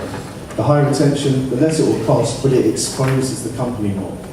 It exposes them more to losses, it exposes their capital to a greater degree. So determining the optimum retention requires a delicate balance of cost versus exposure. You have an idea of how much you want to spend, and you want to be able to reduce your retention down accordingly within your budget. So just looking at a very basic example. If you write on a homeowner's portfolio, your maximum risk is $200,000. That's how much you're able to keep. You only have an annual premium base of $5 million. So examples of costings. You can retain $10 on every single risk and cede everything to the reinsurers, but you're going to lose all your premium. And then as we work our way down, the bigger the retention is, obviously the cost factor becomes a lot less. Until you get to the end where you're basically keeping almost everything, only ceding the worst $10,000 of any total losses, but the cost involved is tiny. Somewhere around here is where you're going to find your optimum level. Probably paying around 10% of your premium, you're retaining 25% of every risk, and it's well within the tolerances. So we say the higher the retention as a percentage of risk, the lower the premium. Look good so far? Okay, so we're looking at the amount of cover you actually purchase. How high do you go? You have to estimate the potential exposure. When we looked at the catastrophe excess of loss tower, as Steve mentioned, the company exposures in the Bahamas on their net portfolio are around $600 million. As we said, we know, even in the worst case scenario, not every single policy is going to be a total loss. So we use modelling tools in order to enable us to find out what that probable maximum loss is that fits within the regulatory framework, fits within the rating agency framework. And typically, that's going to be somewhere in the region of 15 to 17.5% of the total values. So you're buying up to a certain limit and no more. Because obviously the more you buy, the more expensive it becomes. I think Ian touches on a really good point there. You may have a comfort level in terms of how much limit you want to buy, but you are also rated by AM Best. Now they've introduced a new methodology this year, whereby companies used to have to buy cover for a 1 in 100 year wind or 1 in 250 year quake, and that amount is determined by either of any of the vendor models that are out there, one being RMS or EQE Air, as it's more commonly known. They've changed that model for 2018, whereby it's no longer 1 in 100 year wind, 1 in 250 quake. It's now 1 in 250 all perils. Obviously, quake is not a relevant exposure for the Bahamas, so we would look at what the 250 year PML is for windstorm, and we have to ensure that Bahamas First have that level of cover as a minimum to satisfy the rating agency stress tests. They can buy less than that, but then there are load factors applied through the stochastic BCAR rating schedule. So if you buy less cover, you'll attract marginal loads on any exposures that are not covered. So at the moment, obviously, Bahamas First are very conservative, and the cover that we have is well in excess of 1 in 250 years. Just to expand on that a little bit, what we refer to as BCAR, that's Best's capital adequacy ratio. So when we touched upon financing within the four functions, it's exactly the same tool where they're looking at how much capital the company has and how adequate it is for their ratings. So the cat tower takes out the inherent volatility of the portfolio, so you know that you're protecting against those spike risks, but you're only buying up to a certain level. So different companies have different needs, and it really just depends on the risk appetite of the company.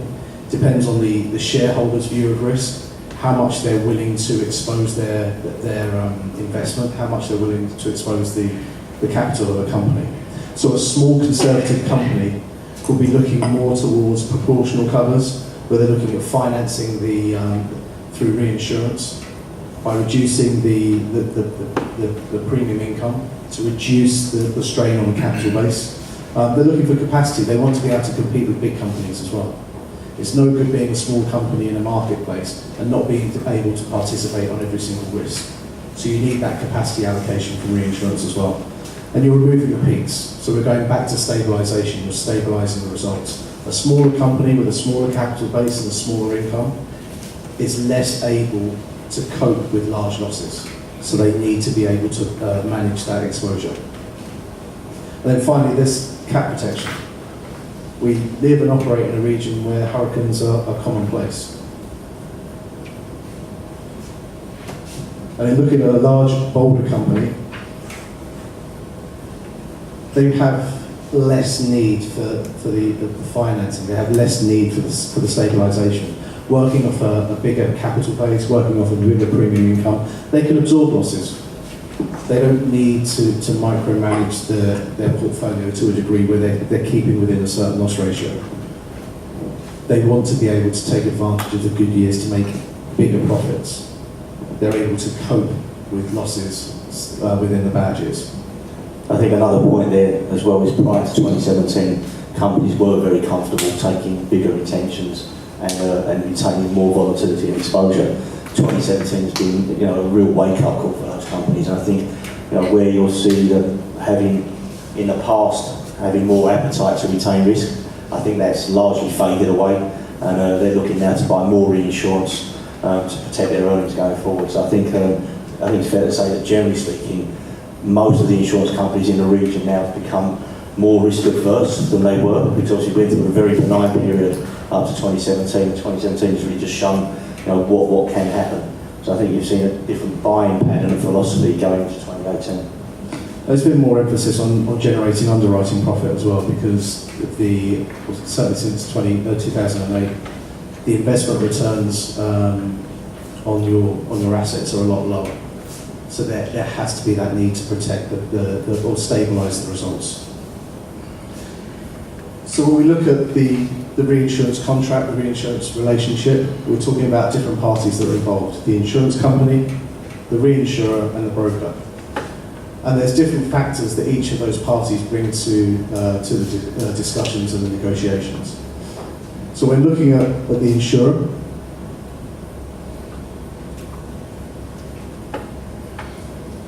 all of the global reinsurance companies want to have spread of risk. So Munich Re sitting in Germany, they want to write Caribbean business. They want to have exposure, they want to have income from the Caribbean. But they're in Germany, they don't know how the marketplace operates here. They have no office here. They've got no agents here. So the local company gives underwriting assistance advice, they give local expertise. The local companies know their marketplace, they know how to operate in the marketplace, they know how to run their business, they know how to make money. The reinsurers are happy to provide capacity to assist them to do that, but they rely heavily on the insurance company to provide this type of information.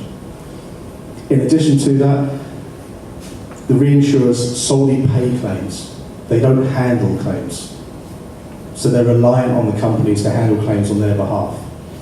There's no claims adjusting done by the reinsurers at all on treaties. On facultative you do get a little bit, but we're not going to touch on that too much. So then moving on to the reinsurer. They're looking to obtain spread of risk. They're looking to write business from all parts of the globe, because the more diverse their book is, the easier it is for them to make money. It's unlikely for there to be severe cat events in multiple territories in any 1 year. So they're working again off the law of large numbers, premium pooling from other areas of the world in order to pay for their losses in a certain zone. They get additional information and additional knowledge, but what they're doing is providing a stronger financial platform for the local companies to operate in. They're giving them capacity. They're allowing them to compete. They're giving the companies protection. And then we move on to the broker. I think it's the next one.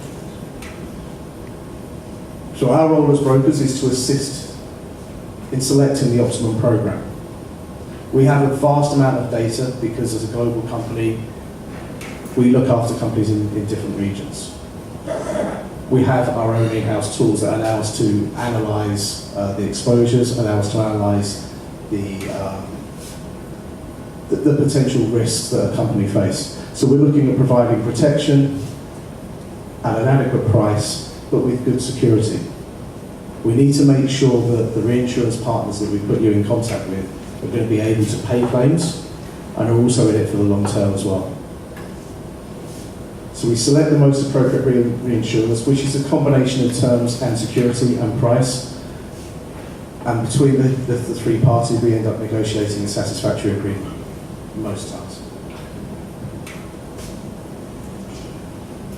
We also have to monitor it. We can't just sit back and say, that's it, we've done our job, we've placed the program. Because things change during the year. Regulatory environments change. Climatic conditions change. So last year we had 3 major storms going through. If we hadn't been monitoring what was going on, we would have had clients left without cover because they'd already had 2 events and they needed a 3rd event. We monitor the reinsurance market to make sure that every reinsurance partner that we work with is still solvent. They're still operating in the way that we expect them to operate. They're operating with other companies in the way that we would expect them to operate with us. And then we also look after the insurer as well. Monitor what the company is doing, what's happening with their capital. Are there developments in the local marketplace that they should be aware of?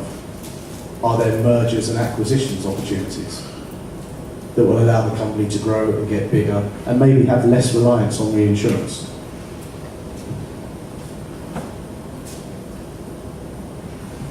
So I think before we go on to this, we'll have a 10-minute bathroom break and then we'll crack on for the last hour. So is there any questions just before we have a break?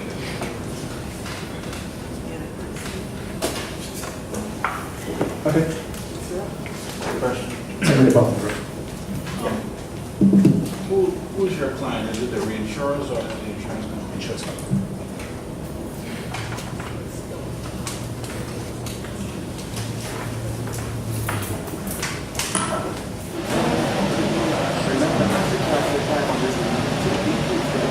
Okay, we're moving to the last section. So we touched upon the relationship between insurers and reinsurers. We're just going to go through what a reinsurer or reinsurance company would look for before entering into a relationship with an insurance company. We've got 5 key areas. So management.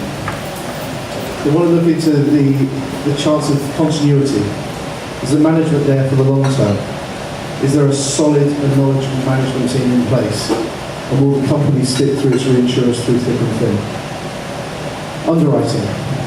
What's the experience, knowledge and track record of the underwriting staff? Do they have a good underwriting guide in place? And do the underwriters adhere to it?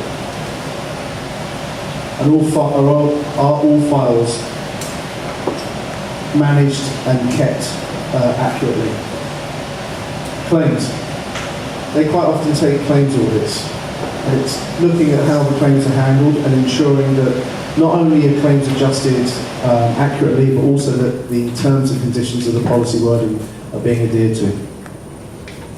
Does the company have internal claims adjusting staff, or do they use outside adjusters?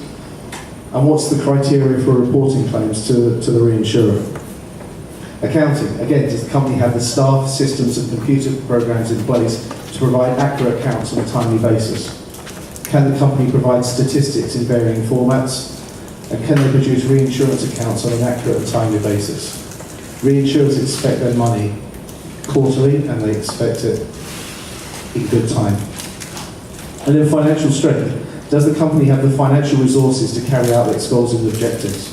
Is there sufficient cushion to allow for results that are worse than expected? And what is the company's track record from a financial point of view? So looking at financial strength, this is actually applicable to both the insurer and the reinsurer. Financial strength immediately is always out of date because the company is evolving, they're paying losses, they're getting premiums in. Both the insurance company wants to deal with a reinsurer who's financially strong, and the reinsurer wants to deal with a financially strong insurance company. It's one of the fundamentals of the relationship.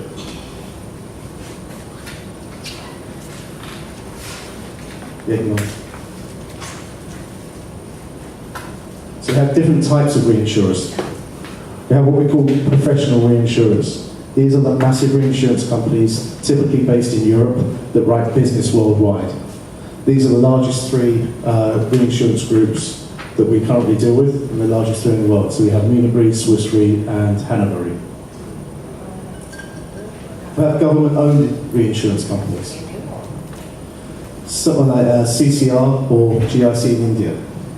The recent hurricanes through the Caribbean For the French half of St. Martin, 90% of the loss was reinsured by CCR as a French company. And then we have Lloyd's of London and agencies and exchanges. So there are various corporate and privately capitalised syndicates, fixed liability on the capital on the corporate side, and there are still one or two privately owned syndicates within Lloyd's that are on an unlimited liability basis.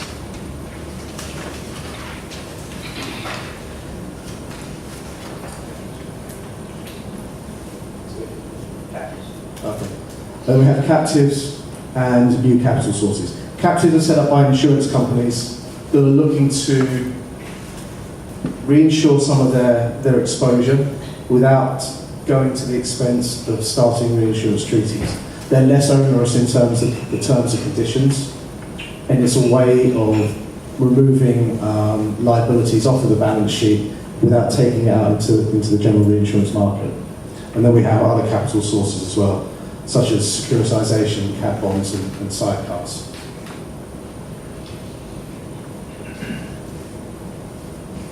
So understanding the reinsurance market.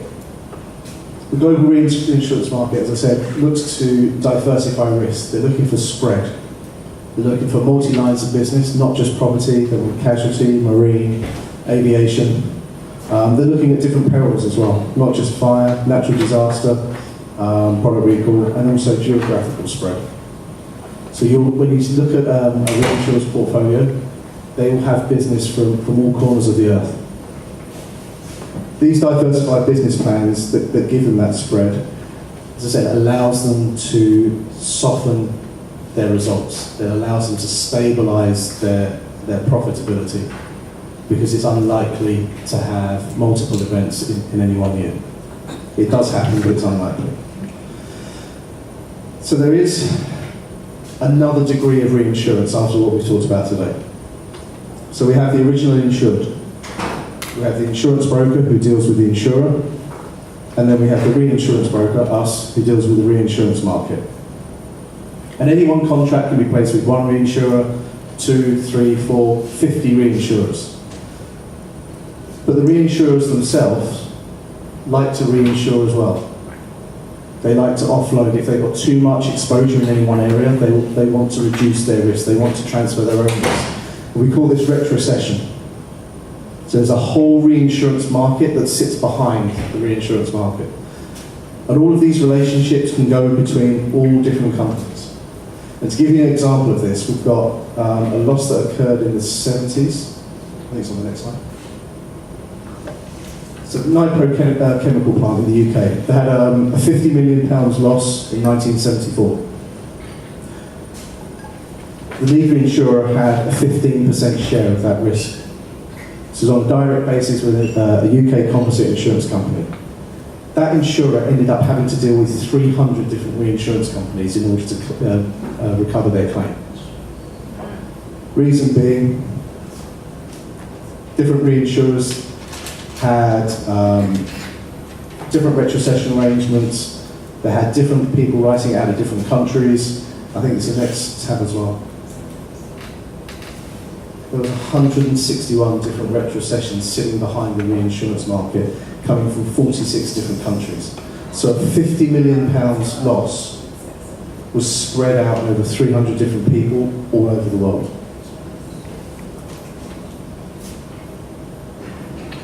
And they all interlink and deal with each other. And even reinsurers up here can act as retrocessions as well. So you might find that reinsurer C is actually reinsuring reinsurer A somewhere down here. It's a very complicated map. Okay, so now we move on. So, is we've got any questions on the reinsurance market? I'm a little curious. If we, Bahamas First, dealt with a reinsurer, the fact that that reinsurer has gone out and it's going out through multiple levels, so it's 50 or 100, surely we don't need to deal with all of that. We just need No, you deal with us and you guys yeah. go through that. Yeah. We have one contract in place with one reinsurer. Then, if they then choose to reinsure somewhere else, they will be dealing with another broker to deal with that collection. We only deal with. Yeah. Just like your insureds only deal with Bahamas first. Yeah, So no, we it's just- it was 150 there, it wasn't clear how. I mean, the process, I mean, that loss was 40 odd years ago. The process has now become a lot more streamlined and a lot more simplified. And obviously with more technology as well, everyone's aware of what's going on within the marketplace. Okay, so we have our final exercise, and it's with regards to naming the 15 largest cat events converted to today's U.S. dollars occurring since 1990. So you have a couple on there, so you have to fill out the rest.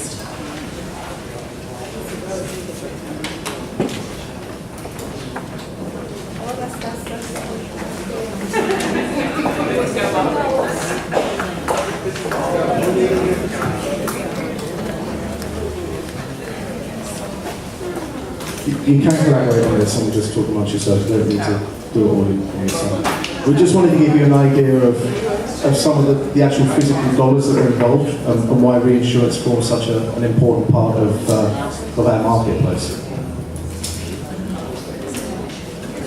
All of the numbers in here are insured losses, and the majority of it would have been ceded to the reinsurance market.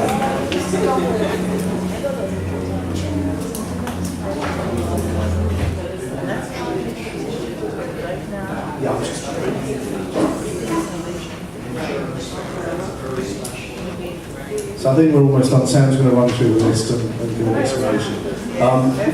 We are just talking about insured losses and not economic losses. Just to give you a quick example, when we ran through the numbers at the very start of the presentation, the combined insured losses from Harvey, Irma, and Maria were $80 billion.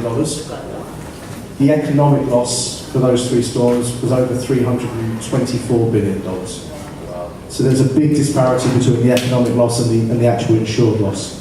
And there's, I think one of the biggest economic natural disasters was the tsunami in the Far East.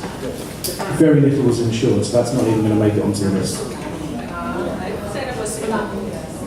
Okay, so as you can see here, the largest insured loss is Hurricane Katrina. And then we've got some more afterwards. We've got the earthquake and tsunami in Japan, then Hurricane Sandy. Then you've got Hurricane Harvey, Andrew, Maria, the attack on the Pentagon, the World Trade Center, Hurricane.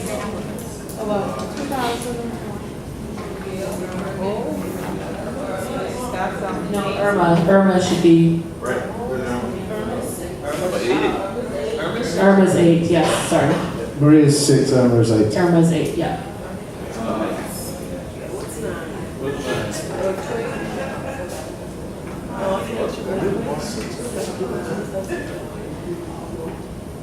Did anybody get them all right? Did anybody guess them all? We don't have time to do that. What is number 9?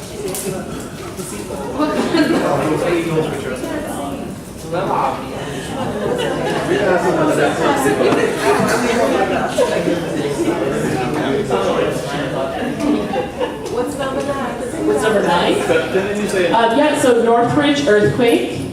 Then we've got Hurricane Ike, Hurricane Ivan, floods caused by heavy monsoon rains in Thailand, earthquake aftershocks in New Zealand, Hurricane Wilma, and Hurricane Rita. What is it called?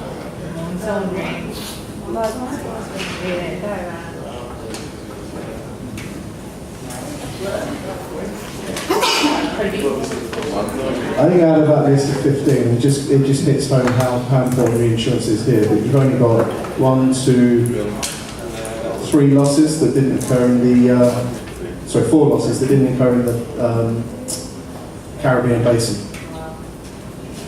I mean, it's predominantly US losses, but all of these hurricanes were coming through before they made landfall in the States.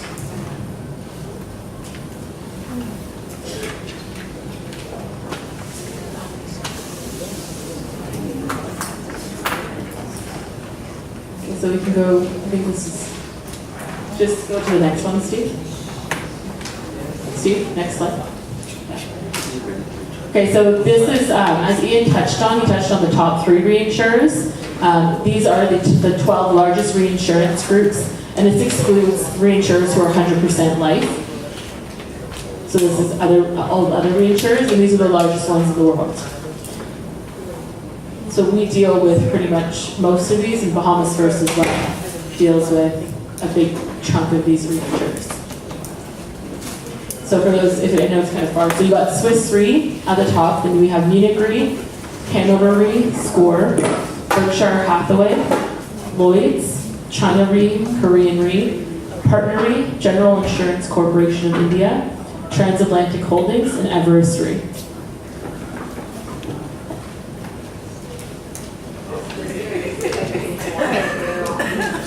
Size of premium.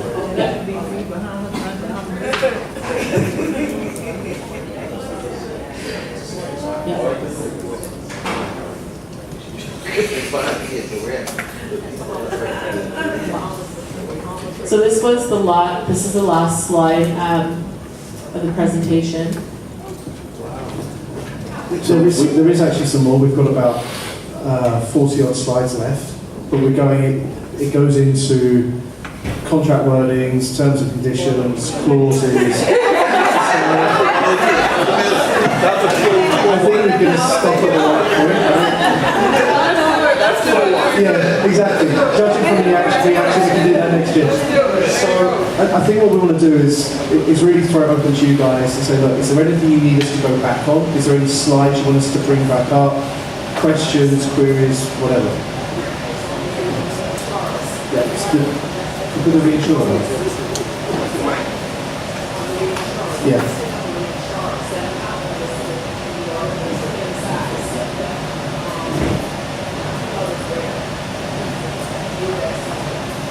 So you've got Swiss Re. Their total reinsurance. Is that global? The total, the global, yeah, global. Yeah. We have another question over here. Yeah, I was trying to understand, I may not have caught all of it, Sam, but it's the pass the mic over, because otherwise Kane can't hear. determining how to capitalize the insurance company based on, you know, the reinsurance. You understand what I'm saying? Yeah. Okay, so let me explain. It's like when you need more capitalization in order to cover the risk that you have, and you offload the premium. Yeah, I'm not sure I understand that. Okay, so in order to run your business, you have to hold a certain amount of capital within the company. And depending on the structure of your assets, some of your assets are liquid and some not. So you have a solvency ratio to work out how much premium we can actually write. So in the example we had, I think it was, they had 20 million of capital and they were writing, I think it was 15 million of premium income. In order to maintain your rating, if you're rated by AM Best, or to maintain the regulatory framework that the individual islands have their own regulatory framework, you have to have a certain amount of solvency. Because if you're not solvent, you cannot meet your policyholders' claims. So you have to be able to have a certain amount of funds on hand in order to meet your liabilities. And that percentage is set island by island, country by country, whatever regulatory framework you're operating in. In the example that we had, they were falling below the minimum requirement that they needed.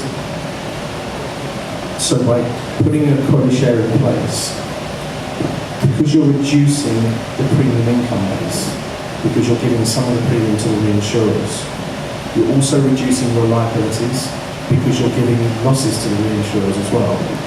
It means you don't have to hold as much capital. Because the capital hadn't changed, what happened is their percentage went up. So it meant that they met their minimum requirements. So by reducing the premium, reducing the liabilities, reducing their overall exposure, meant that the capital that they were carrying within the company was sufficient to meet the regulatory framework.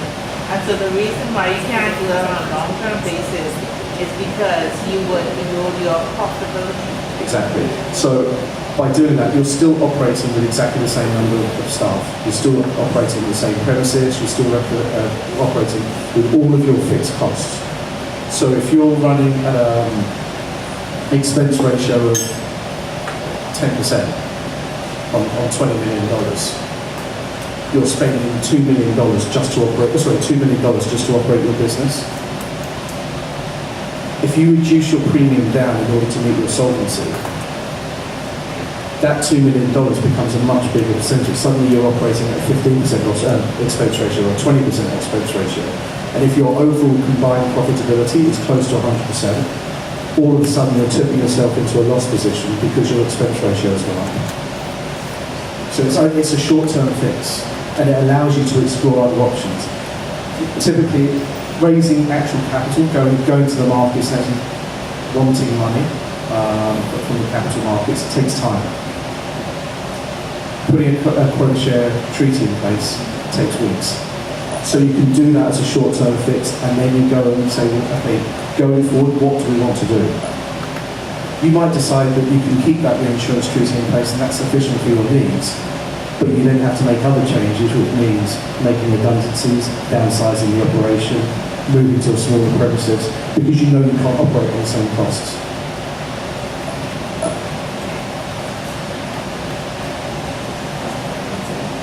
Any other questions? Anything that you guys want to go back to at all? We all know what reinsurance is. If I ask that question again, what is reinsurance? Are we able to answer it?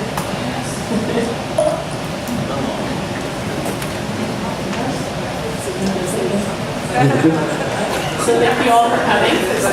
Thank you.